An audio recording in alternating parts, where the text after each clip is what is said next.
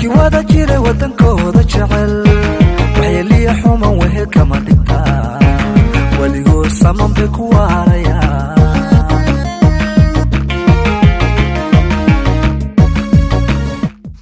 وهجاج داوديال هالكن لايف نيوز سومالي تي في استوديوها وكلية هاي ودنكا كينيا مقاعيقو ومحمود ويس داعد مركن كينيا xilliyada qaarkood ee doorashooyinka iyagu ka dhacaya dalkani Kenya siyaasiyiintu badankood ayaa iyagu waxay bulshada u fidiyaan ballanqaadyo kala duwan haddaba ballanqaadyadaasi iyagu ay sameynayaan ma yihiin kuwa isla markaa ka dhabeeya waxaase jirto kuwa badankood ballanqaadyadaasi fuliya iyo kuwa aanan fulin bulshada markii aad xog wareysato ayaa waxay badankood ay ku sheegayaan in siyaasiyiintu qaarkood ay yihiin kuwa qarashaad lagu soo doortay balse ballanqaadyadu aansan fulin halku qaarkood ay iyagu yihiin kuwa isla markaana aanan qarashaad lagu dooran isla markaana ballanqaadyadu bulshada u fidiyo ka dhaweeya haddaba Ibrahim Maxamed Ashkar oo ah mudane horaantii uu loolamiyay xilka MCA deegaanka Faafi oo horeysi gaar u siiyay telefishinka Live News Somali TV ayaa wuxuu iga warbixiyay isla markaa in uu markale u loolamiyo xilka MCA deegaanka Faafi Ibrahim waxaan ka wareystay in isla markaana bulshada ballanqaadyada badankood ay siyaasiyiintu u fidiyaan ma yihiin kuwa ka dhaweeya isla markaa waxa sidoo kale wareysiga aniga Ibrahim una dhaxmaray uu ku jiray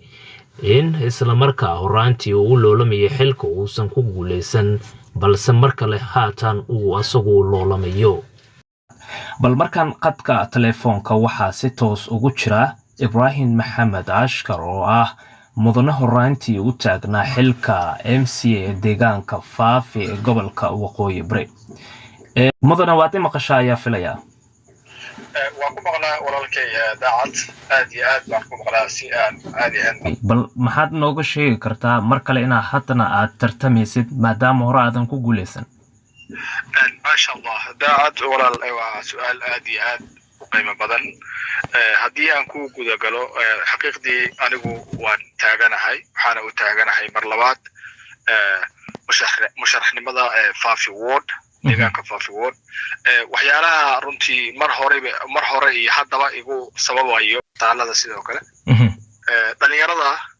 أو أيونا مرولي بقى شغلانة وحيانا يجو دليل أيو مرولي بقى إنا صوم وهذا أما كسر نحموضه قوة السياسة ده هي حقيقتي إن أن هذه الجارية مرولي بدتك وحو قبت ديار بان واي مرلبادنا همي أيان وليها إن كسر نحموضه سياسة ده وانقرتي بل مرك هوري واد تاغنيد مشرح ayaa ahayd waada ku guuleysan weysay maadaama bulshada badankood sida aragtiyadooda ama iyagu laga dheehan karo ay aad rabitaankooda u ahaa inaad adiga ku guuleysatid maxaa sababay ayaad isdhihi kartaa in xilka aad ku guuleysan weyso ma laga yaabaa waxyaabo kala duwan inay halka ka dhaceen حقيقتي أنا مرولي بقى هذا وحن كلية هاي وحن دعي وحيانا أنا كل حساب تمينين وحيانا أنا كل قنعين مرولي بقى وحن ماشى كسب بحي إذا مر يمسوما سوقيا ماشى كدعي سيقدرت هذا ما دام دتكي وآدي وقيمة بدنا يعني وإدارتين وأنا وحشان نصيب درو قاعد بدحين يمسوما سوق حاجة معرتي كيما السياسيين قاري دولة أي أنا سوق له marka darteeda waxyaalaha maaragtay ka soo baxay maanan ku farxin marnaba kuma qancin sababaha igu kalifay mar labaad inaan soo hawoodo ama dadkii wax u qabto ayay taas tahay hadii ay tahay inaanan maaragtay ku guuleysan iyo haddaan ku guuleysto mar walba waxaan u taaganahay weyn daraar inaan dadkii wax u qabto waayahay bal inta badan qof markuu tartamayo ama waxa lagu yaqaanaa in ballanqaadyo kala duwan oo bulshada u sameeyay dadka horeeya ayaa iyaguna sida ahaa halku qaar ko ballanqaadyadaas ay fuliyeen qaarna aanan wili fulin bal haddii aad ku guuleysato xilka MCA deegaanka Faafi ma isleedahay wax badan ayaa ka bedeli karaa weliba xagga biyaha iyo isku socodka amniga iyo waxyaabahaas kala duwan dabcan ha daacado hadii aan xaqiiqda kaaga waramo qofka markuu uu yahay nin madaxa dadkiisa maaragtay u taagan habeenay dharaar inuu wax u qabto mar waliba way u fududahay inuu dadkiisa wax u qabto taasuna waxay u baahan tahay dhiirigelin iyo isu soo muujin qofka ay ku xiran tahay anigu ma doonayo sidii siyaasiyiin qaar inaan meesha ku danaysto waxaan doonayaa inay dadkayga ugu shaqaystaan waxaan diyaar u ahay haweeney dharaar baan u taaganahay inaan dadkayga maaragtay wax u qabto sidoo kale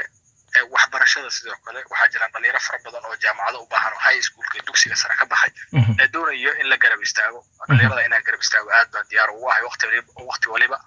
kuwa shahaadooyinka haysta ee shaqo doonkana in aan garab istaago hadday noqoto xagga NGOska hay'adooyinka iyo haddii ay noqotoba xagga dowladda dabcan waxay u baahan tahay qof siyaasi ah ama qof madax ah oo horkaco dhalinyarada ay maadaama howlihii hore inta badan iyagu ay ku tuhmayeen siyaasiyiinta qaarkood ay meelaha aysan ka muuqanin xagga waxqabadka adiguna hami badan iyo hiilo dheeraadna ay ku qabaan maxay tahay baaq ugu dambeynta u diraysa bulshada qaybeeda kala duwan dabcan waxaan aad iyo aad u doonayaa daacad inaan dhalinyarada garab istaago leeyahay dhalinyarada qarash fiirinina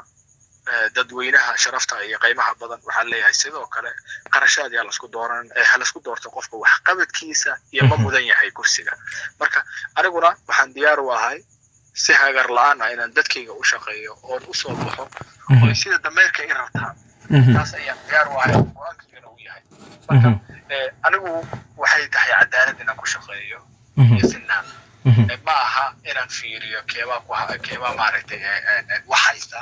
keebaa maaragtay kuwa adiga saaxiib kula waxaan doonayaa qof waliba si hagar la'aan inaan wax ugu qabto qarashna maaragtay ma aha kan dadweynaha wax meel gaarsiiyo waxay tahay wax meesha wax gaarsiiyo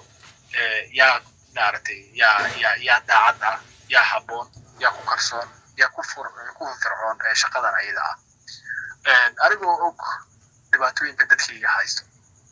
anigoo og in dhalinyarada ay rafaadsan yihiin anigoo og inay dhalinyarada shaqa la'aan yihiin anigoo fahamsan inay dhalinyarada sharci la'aan yihiin intaa dhan ayaan doonaya inaan ka garab istaago oon wax la qabto si hagar la'aan ah marka dadweynaha iyo dhalinyarada waa baaqaan u firaya iyo hooyooyinkiina iyo odayaasha culummada waxgaradka ayay waxay tahay inay garab istaagaan oo ay doortaan insha Allah mar labaad waxaan u taaganahay kursiga faafi waxaan haweeney dhalaarna aan ku kalsoonahay